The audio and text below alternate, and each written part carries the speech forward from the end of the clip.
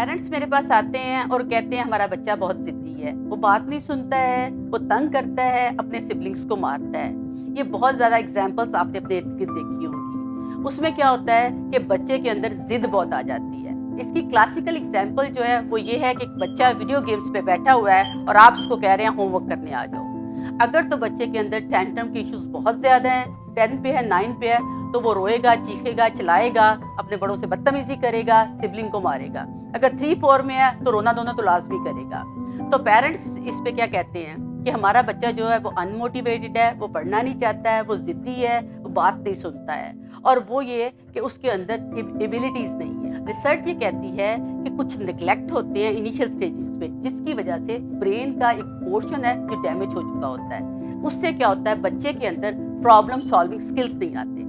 अब problem solving skills को हम 2 कैटेगरीज में देखते हैं। नंबर 1 इसकी कैटेगरी है इमोशनल रेगुलेशन। बच्चे को अपने इमोशन को रेगुलेट करना नहीं आता। वो चाहता तो है आपकी बात सुनना, वो चाहता है कि आपको रिएक्ट ना करे, उसको पता है कि इसके कॉन्सिक्वेंस क्या होंगे, उसको पता है कि आप उसको मारेंगे, उसको बुरा कहेंगे, या ये कि आप उसको डांटेंगे। लीस्ट आप उसके साथ नाराज हो जाएंगे, जो बच्चा आपका नहीं चाहता है, लेकिन उसके अंदर ये स्किल डेवलप नहीं हुए होते। सेकेंड है फ्रस्ट्रेशन टॉलरेंस। जब बच्चा फ्रस्ट्रेटेड होता है, वो गेम खेल रहा होता है, चीज़ों को कर रहा होता है, या ये कि वो उस किसी भी सिचुएशन में होता है, तो वो वापस आप उसको नॉर्मल सिचुएशन में लाना चाहते हैं, तो वो फ्रस्ट्रेट होता है, उसको समझ नहीं आता अपनी फ्रस्ट्रेशन को कंट्रोल कैसे करें। आप उसे कहते हैं नॉर्मल एक्ट करो, बदतमीजी नहीं करो।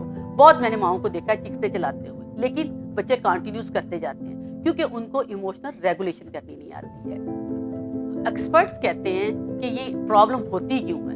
वो ये कहते हैं कि जो बचपन का निगलेक्ट होता है, नेग्लिजेंस की वजह से जो बच्चे होते हैं उनके अंदर ये प्रॉब्लम आ जाती है।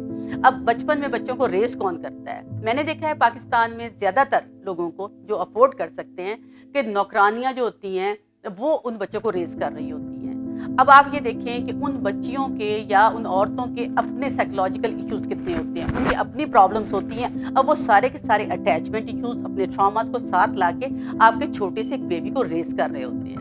और बच्चे को जब उसका कंफर्ट जोन नहीं मिलता छोटी सी बेसिक सी नीड्स के लिए, उसका फूड का, सोने का, उठने का, इरिटेशन का, ये सारी चीज़ें माँ को तो समझ आती है।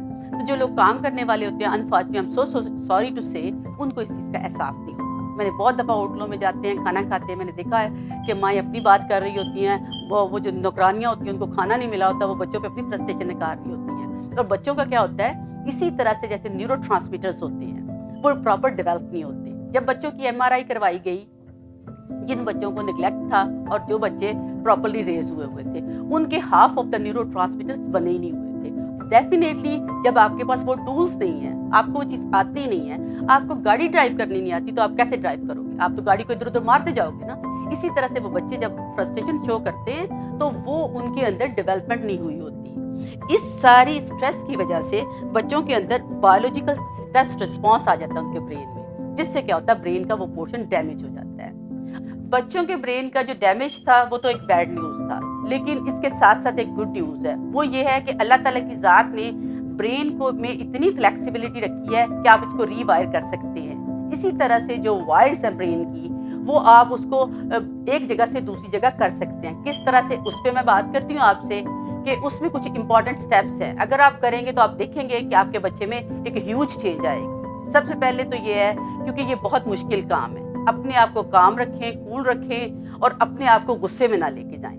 बच्चे को बिल्कुल भी हिट नहीं करें। बच्चे के साथ उस वक्त जब वो जिद में हो निगोशिएट भी नहीं करें, और उस वक्त आप उस बच्चे की उस सिचुएशन को काम डाउन करने की कोशिश करें। आपको पता होगा कि कौन सा बच्चा किस स्टेप पे किस तरह से करता है, क्योंकि कुछ बच्चे डिफिकल्ट होते हैं, कुछ ईजी होते हैं और कुछ मीडियम में आते हैं। उसके लिहाज से आपको अपने बच्चे को उस वक्त डील करें। जब वो बच्चा उस बात से आ गया है, जब उसका मूड बहुत अच्छा है, फिर उसके साथ निगोशिएट करें, रूल्स बनाएं।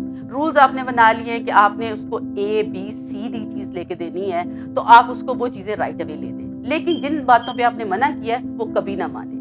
बच्चे की जिद कभी पूरी ना करें, बच्चे की ज़रूरियात को पूरा करें, उसकी ख्वाहिशात को पूरा करें, लेकिन जिद को पूरा ना करें, क्योंकि जिद जो होती है वो कंडीशनिंग होती है। बच्चा आपका थ्रेश होल्ड लेवल लेता जाता है, वो आपसे ज़्यादा आपके थ्रेश होल्ड लेवल को जानता है। तो आप उस वक्त इस थ्रेश होल्ड लेवल को अपने अंदर कम करें, साथ साथ बच्चे के अंदर कम करें। اب آپ نے بچے کے ساتھ نیگوشیٹ کرنے کے لیے بندہ کون سا چوز کرنا ہے؟ ایسا بندہ جس کے ساتھ اس کا ٹرسٹ ورتھی ریلیشن شپ ہو. وہ آپ میں سے ہسبینڈ وائف میں سے کوئی ہو سکتا ہے, کوئی سبلنگ ہو سکتا ہے, کوئی گرینڈ پیرنٹ ہو سکتا ہے, جس کی بھی بچہ بات سنتا ہے, جس کی بات سے وہ تھوڑا سا کام ڈاؤن ہوتا ہے. پھر وہ جب وہ نیگوشیٹ کرے گا محبت سے, پیار سے, اور ایمپتھی ہوگی اور اس کو انڈرسٹینڈ کر کے بات کی جائے گی, تو ڈیفینیٹلی آپ کے بچے آپ کی بات سنیں گے اور وہ اپنی ضد کو چھوڑ دیں گے. 6 منتھ سے لے کے 1 ایئر تک آپ اس کو ان چیزوں کو اپلائی کر کے دیکھیں تو آپ کو بچے میں 30 to 40% امپروومنٹ نظر آئے گی. اگر اس کے باوجود بھی نہ ہو تو پلیز سائیکالوجسٹ کی ہیلپ لیجیے گا. Thank you.